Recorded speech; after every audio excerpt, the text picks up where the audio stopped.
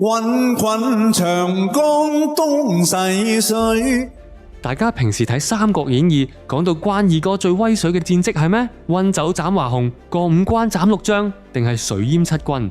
你以為呢啲已經係關公嘅人生巔峰？錯啦！原來早喺上世紀1976年，華語影壇已經幫關二哥安排咗一場史詩級跨界大決戰。當人類啲高科技武器俾班外星人當爛銅爛鐵咁撳住嚟砌，唯一可以拯救地球嘅，竟然唔係飛彈，而係呢位拎住青龍偃月刀、紅面長鬚嘅三國武將。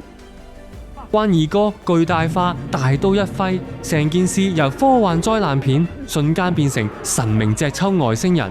如果你睇完個腦彈出一句我到底睇咗啲乜鬼嘢，唔使驚，呢個反應係絕對正常噶。今次 Mr. T 帶大家睇下一個劈友劈到封神嘅三國古人，點樣變成70年代華語影壇最估你唔到嘅宇宙級救世主。我求求